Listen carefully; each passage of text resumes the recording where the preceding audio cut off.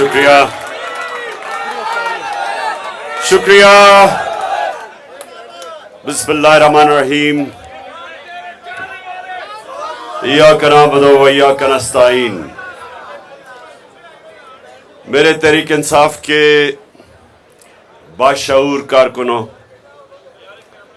आज हमारी आखिरी इफ्तारी है और इसमें मैं ख़ास तौर पे अपने कारकुनों को खराज तहसीन पेश करना चाहता हूँ।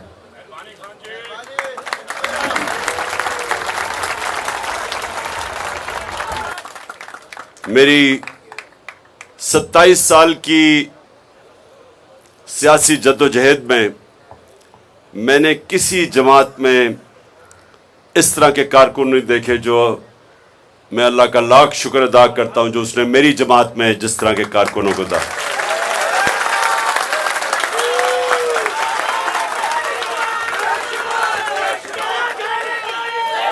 थोड़ी अभी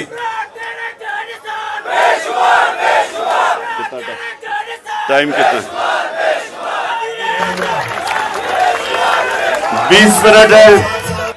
20 मिनट नौजवानों, 20 मिनट है। सुने मेरी बात, क्योंकि मैंने आपसे बड़ी अहम बातें करनी है तो मैं आप सबको चाहता हूं कि खामोशी से आप मेरी ये 20 मिनट बात सुने। देखें, जो इस मेरे घर के इर्द गिर्द पिछले 3 महीने में मैंने देखा है, मैं फिर से अपने अल्लाह का शुक्र अदा करता हूं कि किसी जमात के पास ना ऐसे बाशऊर, ना ऐसे नजरियाती, ना ऐसे दिलेर कारकुन हैं। और इंशाअल्लाह अगले आने वाले दिनों में 26 तारीख तक, आज ईद मिलन से शुरू होगा, हम अपना जश्न भी बनाएंगे, खुशियां बनाएंगे। और मैं हर रोज शाम को जिन कारकुनों ने जबरदस्त किस्म की परफॉर्मेंसेस दी हैं, जिनने दिलेरी दिखाई, जिन्होंने मुश्किल वक्त पे साबित किया कि जो एक कार्रवाई और साजिश के तहत मुझे यहां अगवा करने की कोशिश की जा रही थी पुलिस और रेंजर्स के जरिए, वो यहां कारकुनों ने एक पाकिस्तान में मिसाल सेट कर दी कि वो ऐसे दीवार बन के खड़े हुए और जिस तरह टीयर गैसिंग, वो जो वाटर कैनन थी जिसमें उन्होंने केमिकल डाला हुआ था, फिर उन्होंने वो पैलेट गन इस्तेमाल की, जिस तरह मेरे कारकुन खड़ा हुए हैं, आप ये समझ लें कि सारा पाकिस्तान आपको देख रहा था। सब पाकिस्तानी देख रहे थे कि क्या ये जो जंगल के कानून में इस मुल्क में ताकतवर जो मर्जी चाहे करे, तो अवाम ने, आप जैसे लोगों ने सारी अवाम को पैगाम दिया है कि हम पाकिस्तान को जंगल का कानून नहीं बनने देंगे। और ये हमारे नौजवान इंसाफ और आइन की और कानून की बालादस्ती के लिए खड़े होंगे। और माशाल्लाह जो आपने किया है, सारे पाकिस्तान ने देखा है, लोगों ने देखा जिस तरह पुलिस ने आके तशद्दुद किया। और हमें पता है पुलिस के पीछे कौन था जो ये सब कुछ करवा रहा था, वो आपको भी पता है, मुझे भी पता है। और पुलिस से भी जो लोगों को उठाया, जिस तरह का तशद्दुद किया, जेलों में बुरी तरह जानवरों की तरह रखने की कोशिश की कि शायद डर जाएंगे तहरीक इंसाफ के कारकुन। किसी को गलत फहमी नहीं होनी चाहिए कि नजरिए को कोई चीज शिकस्त नहीं दे सकती।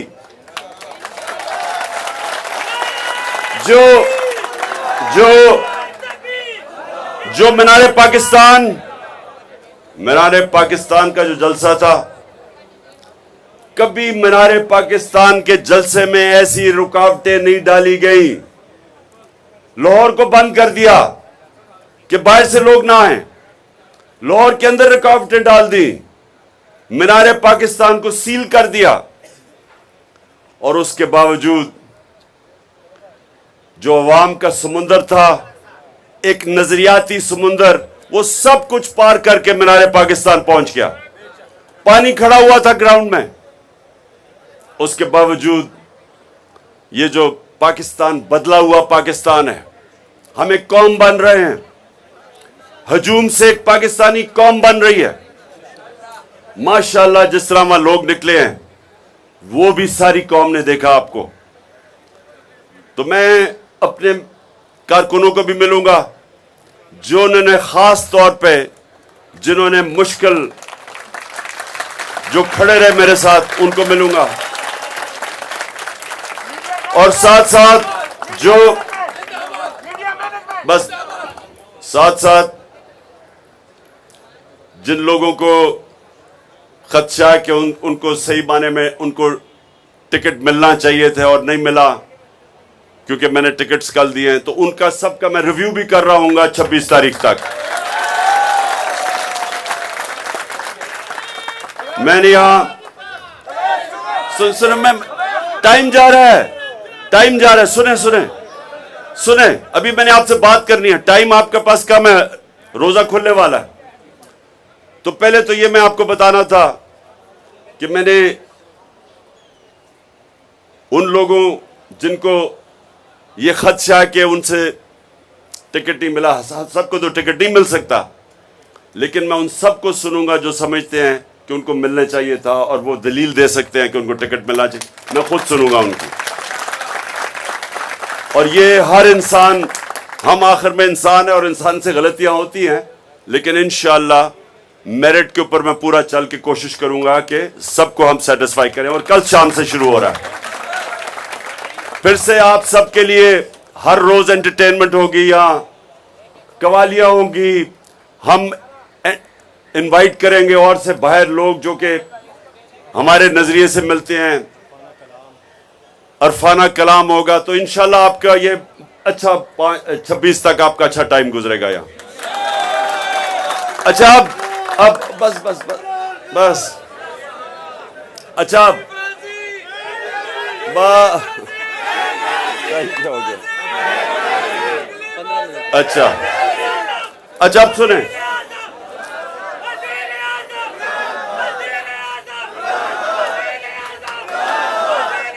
बस बस बस, हमारे पहले अली जैदी को, अली मीन को, सोशल मीडिया के हमारे नौजवानों जिसमें अता एक है, उनको उठाया। ये सारा खौफ फैलाना चाहते हैं, और फिर से सबको पता है इनके पीछे कौन है।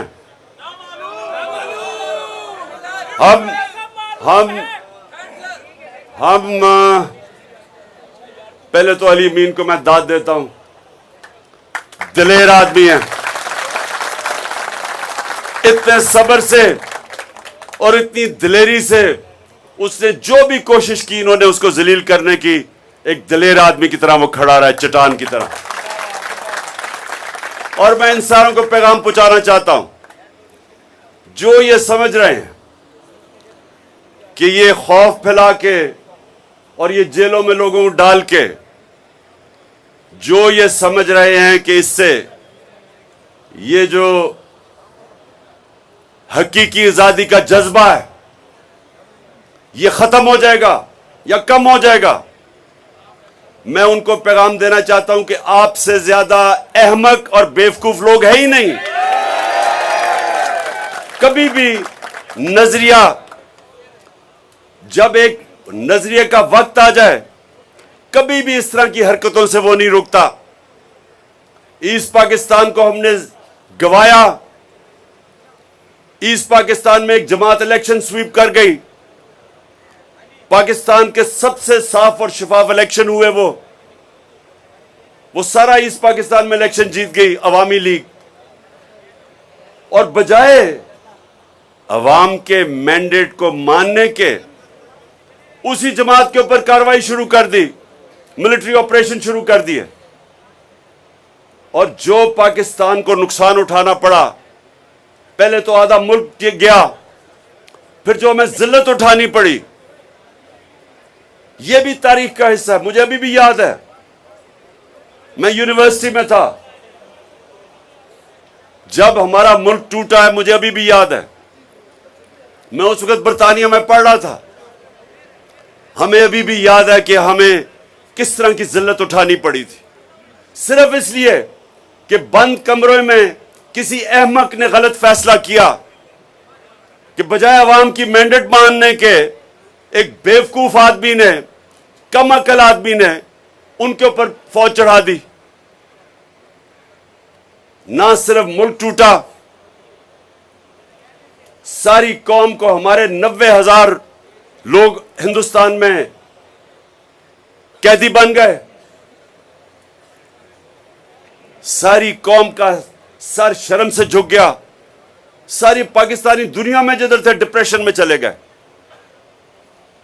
और अब फिर उसी रास्ते पे लगे हुए हैं।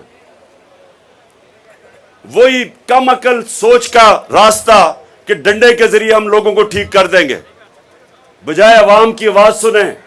सारी अवाम खड़ी है, सारी कौम आज हकीकी आजादी चाह रही है, आइन चाह रही है, कानून चाह रही है, रूल ऑफ लॉ चाह रही है।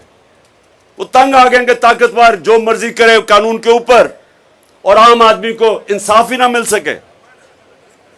और सबको पता है कि ऐसा माशरा तबाह हो जाता है, जिसके ऊपर हजरत अली रजी अल्लाह ताला ने कहा कि कुफर का निजाम चल जाएगा, लेकिन वो निजाम जिधर इंसाफ नहीं है वो कभी भी नहीं चल सकता।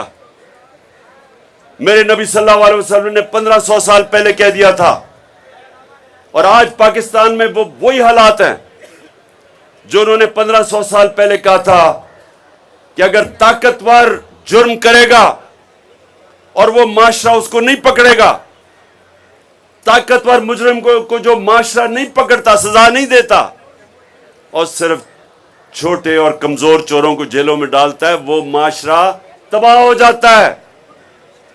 और ये मसला है आज।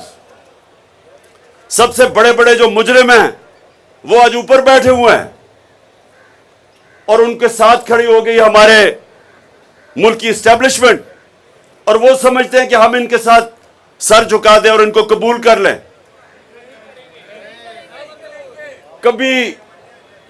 कभी ये सोचा है कि हमें ये कौम को भेड़ बकरियां समझ के चोरों को ऊपर बैठा के और कहें कि हम इनको कबूल कर लेंगे? और जो कौम ये कबूल करती है वो तबाह हो जाती है, उसका कोई मुस्तकबिल नहीं है।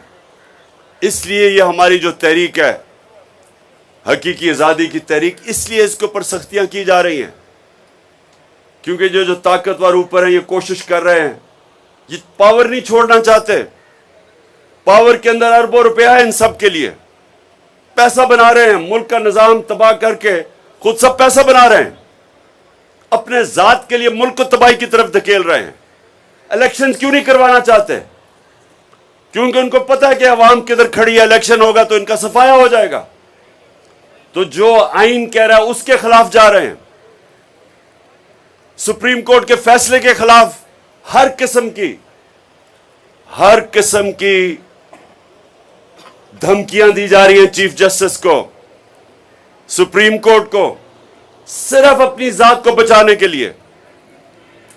देखिए नौजवानों, ये याद रखें, जब एक कौम अपने आइन से पीछे हटती है और वो कौम सुप्रीम कोर्ट के फैसले नहीं मानती, उसके बाद वहां कानून खत्म होता है और जंगल का कानून आ जाता है। ताकतवर जो मर्जी चाहे करे, और आम आदमी को जब इंसाफ नहीं मिलता, वो माशरे का कोई मुस्तकबिल नहीं है। तो आप समझ जाएं कि आप अपने और अपने बच्चों के मुस्तकबिल की आज जंग लड़ रहे हैं। आप पॉलिटिक्स नहीं कर रहे, ये पॉलिटिक्स नहीं है, ये जहाद है। ये हकीकी आज़ादी की जहाद लड़ रहे हैं। और इसलिए आज़ादी की अल्लाह ने इतनी अहमियत रखी है, हमारे दीन में आज़ादी की जद्दोजहद की इतनी अहमियत अल्लाह ने इसलिए रखी है कि आज़ाद कौम ही की परवाज़ ऊपर है, गुलाम ऊपर नहीं जा सकते। तो इसलिए अल्लाह हमें इस हकीकी आज़ादी की जद्दोजहद आजादी की जदोजहद में जब इंसान मरता है उसको शहीद कहते हैं, बचता है वो गाजी है। उनका रुतबा बहुत ऊपर है हमारे दीन में, क्योंकि अल्लाह को पता है, क्योंकि सारा कुछ कुरान में हमारी बेहतरी के लिए है। अल्लाह कुरान में हर चीज हमारी बेहतरी के लिए करता है, लिखता है।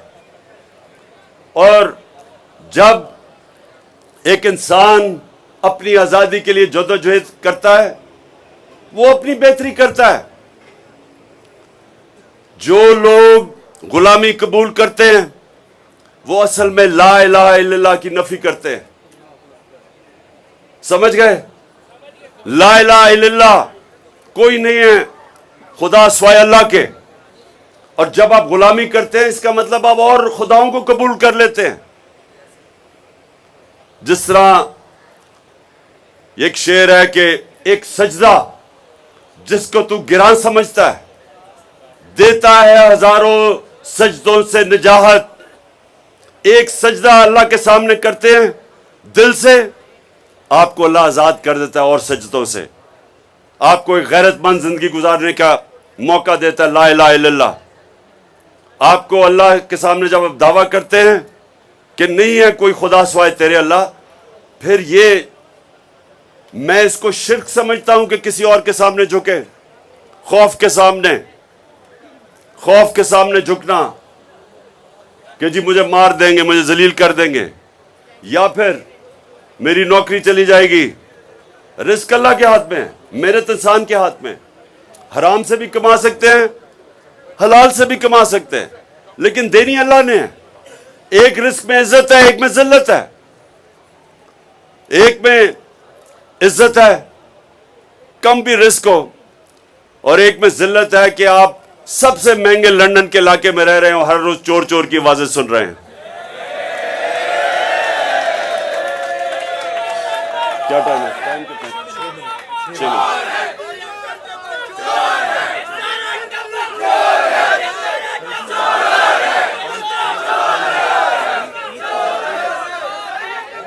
अच्छा, अब ईद के लिए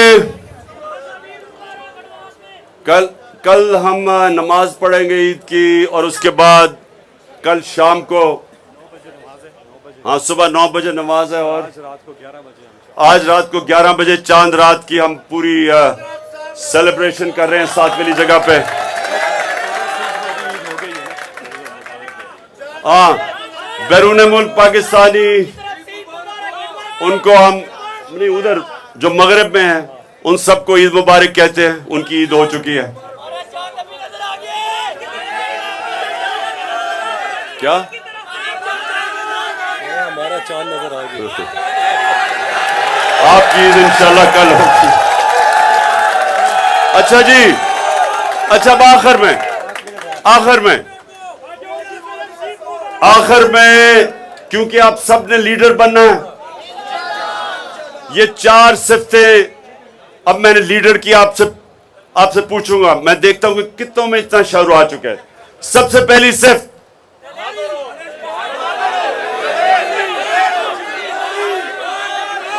सबसे पहले एक बुज़दिल आदमी लीडर नहीं बन सकता, दलेरी चाहिए। और इसीलिए कुरान की आयत है कि जो लोग ईमान ले आए मैं उनके खौफ दूर कर देता हूं। अल्लाह कहता है ईमान आपके खौफ दूर कर देता है, क्योंकि जिंदगी मौत अल्लाह के हाथ में, इज्जत जिल्लत उसके हाथ में, और रिस्क उसके हाथ में। सो दिलेरी नंबर 1। नंबर 2,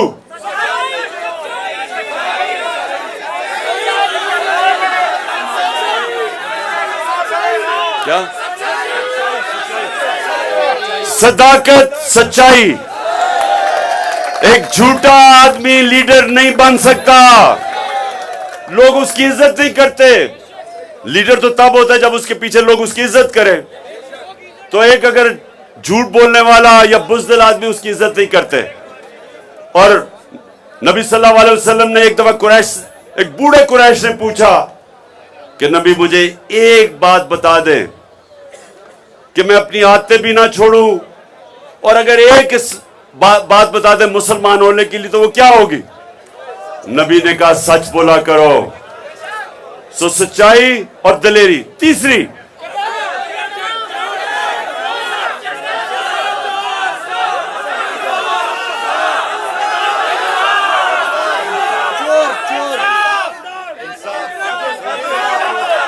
तीसरी चीज, अमानतदार, इंसाफ करने वाला।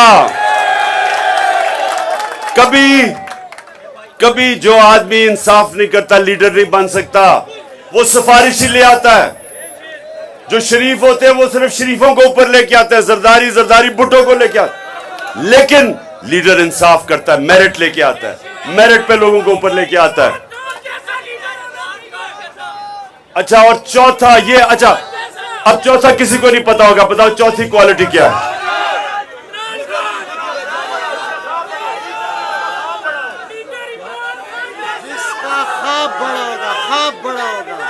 सुने जरा, ये बड़ा जरूरी है। अब ये चौथी चीज लीडर बनने के लिए बड़ी जरूरी, चौथी चीज क्या है? लीडर का जो ख्वाब होता है, सुने नहीं हो, वो अपने से बड़ा होता है। लीडर अभी नहीं, अजान होने लगी है। लीडर खुद गर्ज नहीं होता, लीडर बड़ी सोच रखता है। हमारे नबी सल्लल्लाहु अलैहि वसल्लम, उनको खिताब था रहमतुल लिल आलमीन, सब इंसानों के लिए रहमत बन के आए थे। सो ये समझ जाएं कि उनका मुकाम था, क्योंकि सोच बड़ी थी, इंसानियत के लिए आए थे। इसलिए जो लीडर जिसका नाम होता है वो हमेशा अपने से हट के सोचता है। कायदे आजम कैंसर से मर रहे थे, लेकिन किसी को पता नहीं चलने दिया, क्योंकि पाकिस्तान चाहते थे हमारे लिए। नेल्सन मंडेला 27 साल जेल में गुजार के सबको माफ कर दिया, क्योंकि वो अपने मुल्क का सोच रहा था। और सबसे अजीम लीडर नबी सल्लल्लाहु अलैहि वसल्लम, जब वो मक्का को फतह किया तो सारों को माफ कर दिया जिन्होंने जुल्म किए थे, क्योंकि वो इंसानियत के लिए आए थे, जात के लिए नहीं आए थे। दुनिया हमेशा उसको याद रखती है जो इंसानियत की खिदमत करता है। इसलिए बड़े बड़े अल्लाह के सूफी, दाता साहब, मियां मीर साहब, बाबा बुल्ले शाह,